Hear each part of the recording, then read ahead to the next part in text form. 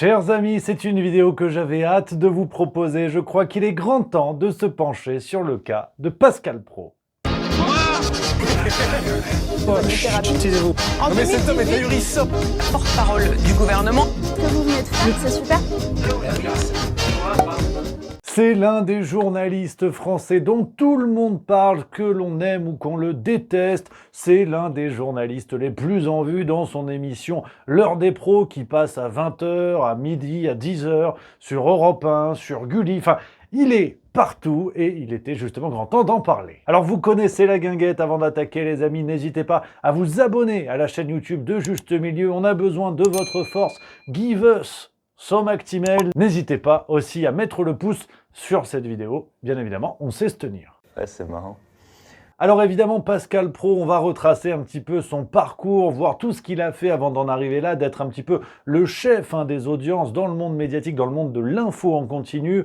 Mais bien évidemment, on ne peut parler de Pascal Praud sans parler de l'empire Bolloré, dont il est l'une des meilleures têtes de gondole. Et justement, aujourd'hui, dans cette vidéo, on va mener l'enquête sur l'extrême droitisation des médias, qui est une menace absolue pour la...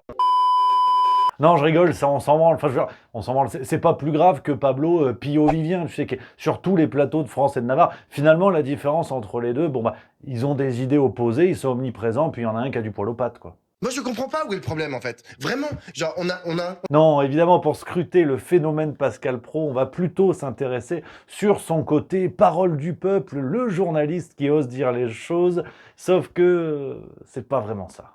Ah ça c'est absolument terrible. Petite parenthèse, vous allez vite comprendre, on va beaucoup parler de Brigitte Macron aujourd'hui dans cette vidéo, les amis. Je ne vous divulgage rien, vous allez comprendre, mais on ne va pas parler de toutes les affaires autour de Brigitte Macron. C'est Pascal Praud le sujet, c'est pas Madame Doubtfire. Donc, si vous voulez en savoir plus, n'hésitez pas, bien sûr, les copains. On a fait une enquête sur Juste Milieu d'une vidéo de près de 40 minutes, alors qu'elle n'est pas sur YouTube. Ne la cherchez pas, non mais... Cherche pas. Lien en description si tu veux la recevoir gratos, bien évidemment. Toute l'enquête, on a résumé un petit peu tout le bordel avec quelques pépites en plus. Lien en description, tu vas voir, c'est du miel. Alors, pour faire connaissance avec l'ami Pascalou, avant d'aller dans les dossiers qui fâchent, on remonte un petit peu le parcours de sa vie et de sa carrière. Il est né le 9 septembre 1964 à Nantes. Il est connu pour être journaliste sportif, notamment dans le foot, entre 1988 et 2008. C'est vraiment sa grosse période. Il commence sur Téléfoot aux côtés de Thierry Roland, qu'on embrasse évidemment. De là-haut, il nous regarde. Merci Jean-Claude, des changements peut-être? Non, pour l'instant pas. Merci Jean-Claude et bonne deuxième mi-temps à vous et à l'ensemble de votre équipe. Voilà. Pascal Praud se spécialise en chroniqueur sportif. On le retrouve dans diverses émissions sur TF1, sur RTL, sur iTélé, qui deviendra par la suite CNews. Alors, il aura une émission sportive sur RTL jusqu'en 2018. Et c'est vrai que quand on pense au temps jadis de Pascal Praud, on pense à l'époque Téléfoot des années 90, comme ça. C'était une autre époque. Tiens, petite archive. C'est Nantes a viré de bord depuis 2 ans, mais aussi viré de couleur. Le drapeau jaune flottait sur le championnat, puis l'avenir est devenu sombre et 6 de ses titulaires sont noirs pour effacer les nuits trop blanches de la saison passée. Pour l'histoire, je vous ai retrouvé également une autre petite archive de la toute première TV, la toute première apparition TV de Pascal Praud, né en 1988, et hasard du destin, il n'a déjà plus de froc. Mais on sait jamais, c'est peut-être des choses qui peuvent s'arranger. Entre 2008 et 2010, on va avoir droit à une parenthèse un petit peu enchantée. Pascal Praud va devenir chargé de la communication du FC Nantes, le club de foot, les Canaries. Alors bon, ça va pas bien se passer. Les gens vont remarquer qu'il est bidon. Donc il va se faire dégager au bout de 2 ans, avec un désaccord en plus avec Kittard, le président de l'époque, enfin président d'aujourd'hui, président depuis plus ou moins le 15e siècle au FC Nantes. Nos supporters des jaunes et verts nous diront pas mieux. Au niveau des études, le cursus scolaire de Pascal Praud, parce que quand on le voit aujourd'hui, catapulté comme le pape de l'info en continu et de l'analyse politique qui gratte, on se dit le mec a un bagage qui ferait pas lire des douaniers. Alors pas vraiment. Un article du Monde du 10 septembre 2023 a remonté un petit peu le bazar. Il est licencié en droit de l'Université de Nantes. Il est passé dans les rangs de l'École supérieure de journalisme de Paris, mais il n'est pas diplômé. À la boulette. Donc il n'est pas journaliste. De métier en tout cas. Aujourd'hui, tu me diras, tout est possible. On a eu le docteur Marty. Donc en termes de jurisprudence, tout le monde peut faire plus ou moins ce qu'il veut en fait.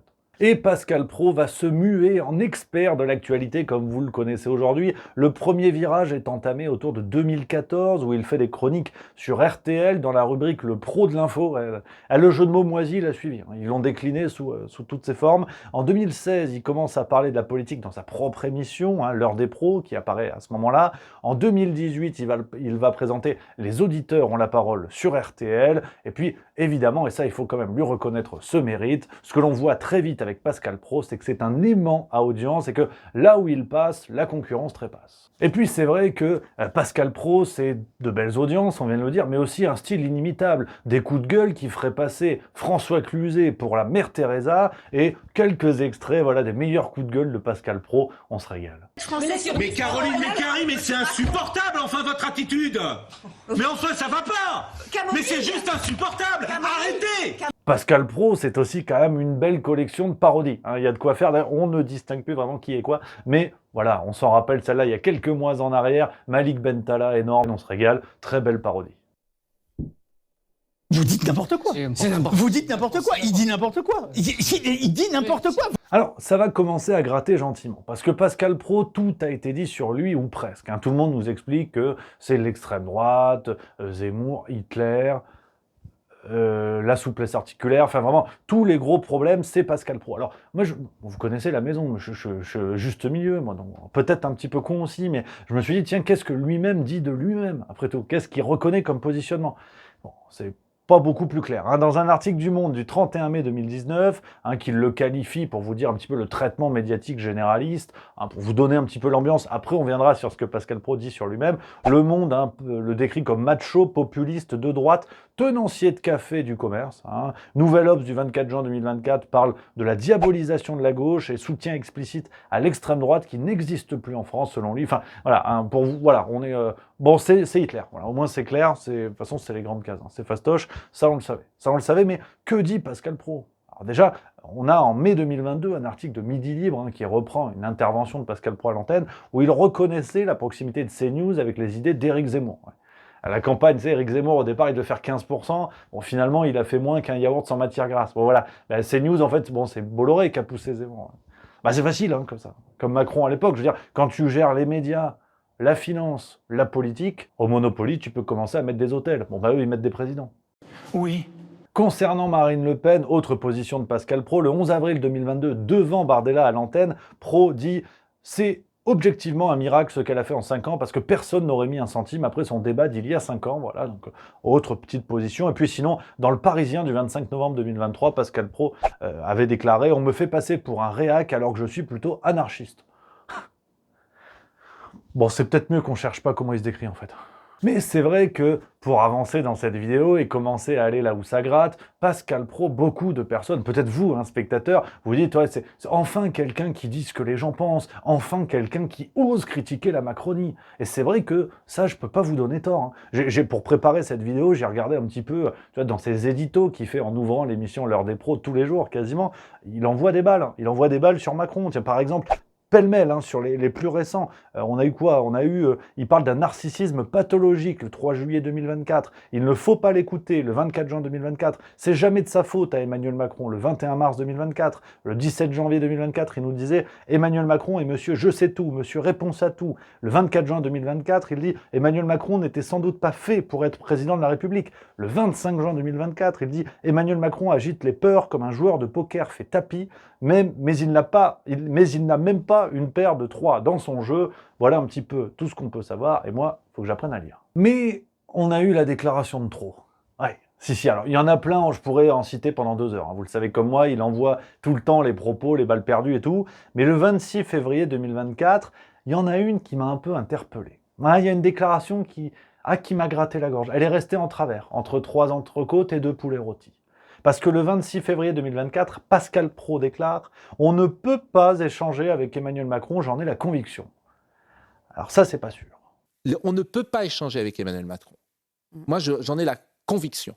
La conviction. C'est-à-dire que toutes les interviews que j'ai vues de lui, il prend le pouvoir dans l'interview parce qu'il est plus fort et il n'y a plus d'échange. Et oui, parce que le problème de Pascal Praud, c'est que, au-delà de son apparence d'opposant, qui n'hésite pas à tacler Emmanuel Macron, en coulisses, c'est un petit peu différent. Alors, on va tout de suite évacuer une réflexion. Bien évidemment qu'on le sait qu'il y a une porosité entre nos élites médiatiques, culturelles, économiques, politiques, qui donnent une image devant les caméras, mais qui derrière sont plutôt copains comme cochons pour certains, voire cochons comme cochons pour les plus tordus.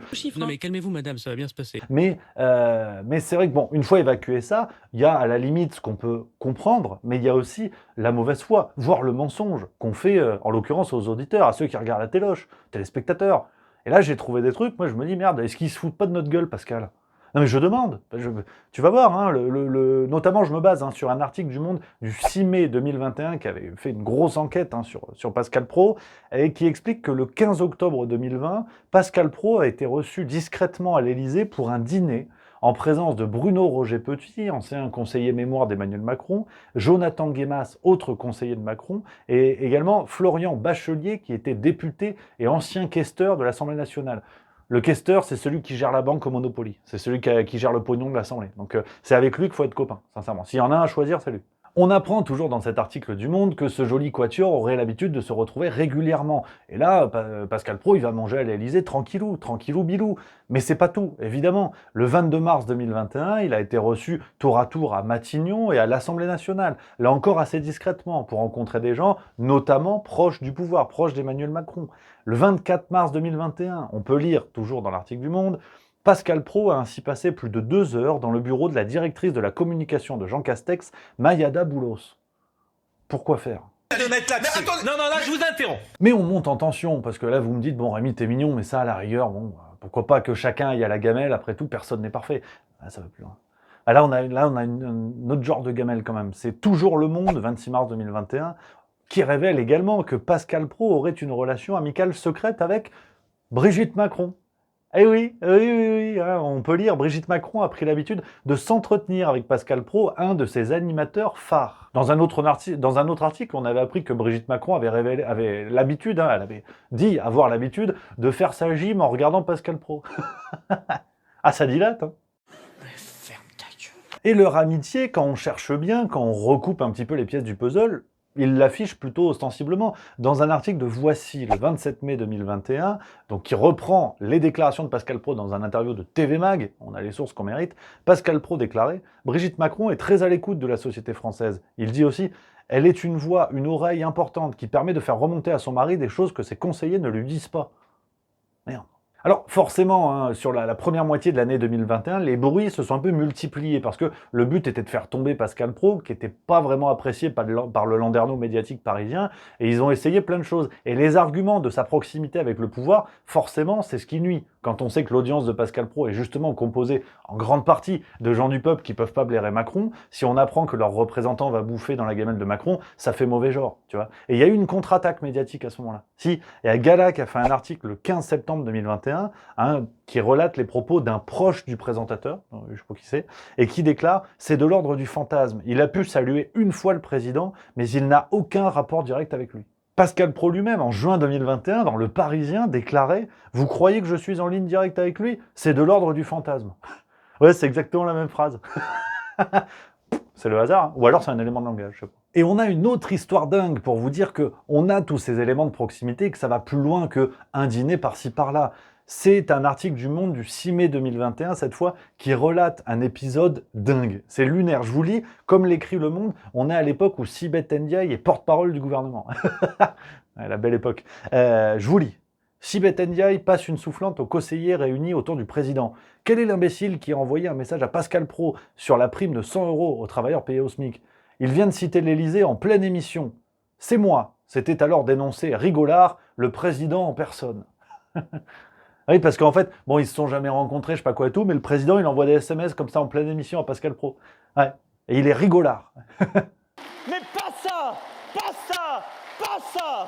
Alors, quand on voit tout ça mis bout à bout, on se dit quand même, il y a un sentiment d'impression, d'ambiance, de foutage de gueule. Quand même un petit peu. Alors, après, loin de moi l'idée de dire que tout est lié, je vous pose les éléments, vous en faites ce que vous voulez, mais on a eu droit à des séquences en direct dans l'heure des pros, où les réactions de Pascal Praud, lui qui est souvent ouvert, souvent prêt à balancer, à tacler, à faire des révélations, sur certains sujets, Caca culotte, comme on dit. Hein. Caca culotte, par exemple, hein, vous vous rappelez peut-être de cette séquence où on parlait du couple Macron et de l'âge de Macron à l'époque. De vous entendre dire ça me fait réfléchir et je me dis, oui, les filles, les garçons aussi.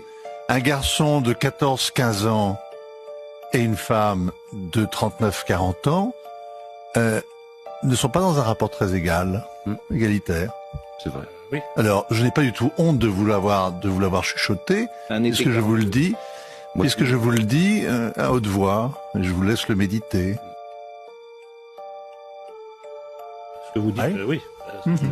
Bon. Autre séquence, hein, quand Karl Zéro, qu'on salue, évoquait la franc-maçonnerie et la pédocriminalité sur le plateau. Là, ça moufte beaucoup moins. Il y avait ses amis, à la fois politiques. Non. Ses amis politiques. Les amis de la. Je peux terminer? Oui.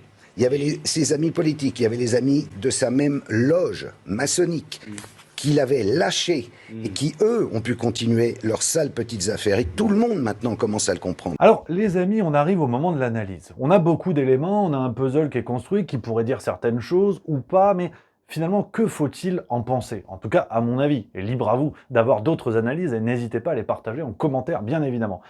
Peut-on sincèrement croire que Pascal Praud serait une voix du peuple? Je crois qu'il ne faut pas se leurrer. Il y a un enjeu numéro 1 qui est celui des audiences, avant tout. Alors, le petit jeu médiatique où on fait de Pascal Praud le fasciste, le journaliste fasciste, qu'il faudra absolument déloger, tout ça, quand on comprend que ce monsieur a l'aval du gouvernement, en tout cas du couple présidentiel, on imagine un petit peu mieux le jeu, c'est-à-dire qu'on est sur un combat factice pour occuper le chaland, mais finalement, en coulisses, tout le monde sait bien que ce petit monde se tient par la main. Donc, est-ce que Pascal Praud, finalement, ne serait pas le facho bien pratique? Vous savez, celui qui incarne les habits du journaliste courageux qui dit ce que tout le monde pense, mais finalement pour mieux capter cette même audience quand ça devient un petit peu chaud et qu'il faut défendre le système en place. Hein, je vous pose une question toute bête. Quand est-ce que Pascal Praud a pris une position vraiment contre Macron? Au-delà des bons mots, au-delà des bonnes phrases qui font la une de Twitter, quand est-ce que Pascal Praud a clairement soulevé le sujet de la souveraineté, les affaires de la Macronie, en insistant gravement sur toutes les affaires, certes que l'on préfère oublier, mais qui devraient être réactivées aujourd'hui, en parlant des manquements démocratiques d'Emmanuel Macron actuellement? Alors, on peut rétorquer à cela que sur le plateau de Pascal Praud, effectivement, on reçoit des gens qu'on ne reçoit pas franchement ailleurs. On peut penser par exemple à François Asselineau. Et encore, la dernière fois qu'il a été reçu, ils sont un peu foutus de sa gueule. Dans les salles de rédaction, on sait très bien quels sont les vrais sondages. C'est-à-dire, aujourd'hui, vous savez très bien qu'on n'est pas à 0,5. Vous le savez. Ah non, alors, ça c'est encore une analyse complotiste. Ne dites pas ça, parce que vous sous-entendez que je saurais des choses que je ne dis pas à l'antenne, ce qui n'arrive jamais en ce qui me concerne. Mais c'est très intéressant de voir qu'on fait de Pascal Praud l'opposant journaliste sur la base de simples propos de comptoir, vraiment, hein, le bon mot, la bonne phrase, mais ça ne va jamais plus loin. Donc c'est aussi ça, la méthode Pascal Praud. Au-delà des fantasmes de voir en lui le Goebbels de CNews poussé par Bolloré, quand on cherche un petit peu, quand on regarde honnêtement sur le plan intellectuel, on voit que le problème n'est pas tant son lien avec l'extrême droite et Bolloré et je sais pas quoi. Hein, si les milliardaires dérangeaient franchement dans nos médias, Libération n'aurait pas reçu 14 millions de Kretinsky, ce même Kretinsky qui ne détiendrait pas une partie de plus en plus grande de nos médias, voilà. Ça dérange quand ce ne sont pas des gens de gauche ou progressistes. Ouais, c'est pas faux. Le vrai problème de Pascal Praud, c'est qu'on a clairement un double jeu. Un double jeu entre ce rôle d'opposant, comme je vous l'ai déjà dit plusieurs fois, ce journaliste opposant qui dit ce que les Français veulent entendre, et finalement un journaliste opposant qui va manger à la gamelle et qui échange tout à fait tranquillement avec le président et sa femme, peut-être même pour prendre des éléments de langage, ou quand ça chauffe un petit peu, de prêcher la bonne parole présidentielle. Je sais pas, je demande. Donc voilà les amis, ce que je voulais vous dire sur le cas Pascal Praud. N'hésitez pas bien sûr à dire en commentaire ce que vous en avez pensé et partager cette vidéo sur les réseaux sociaux. Bien évidemment, ça ne risque pas de plaire à CNews, je suppose. Mais sachez, voilà, vous pouvez relayer en taguant Pascal Praud. Je me tiens prêt, voilà, à être invité sur son plateau pour discuter, hein, avec plaisir, parce que comme il invite tout le monde, les auditeurs ont la parole. Hein. Donc moi, voilà, n'hésitez pas à le taguer, partager cette vidéo. Je me tiens à sa disposition pour qu'il m'explique. Hein. Et puis d'ailleurs, peut-être pour qu'il me fasse fermer mon caquet. Hein. Donc moi, je suis prêt, dispo. Je mettrai une belle chemise bleue. Je compte sur vous si ça vous intéresse. Puis si vous en avez rien à foutre, moi je reste chez moi, je suis bien aussi. Hein. Donc voilà, les amis, je vous embrasse. Merci d'avoir regardé cette vidéo. Vous pouvez vous abonner à la chaîne YouTube, regarder les anciennes vidéos. Vous connaissez. On se retrouve très bientôt. Prenez soin de vous.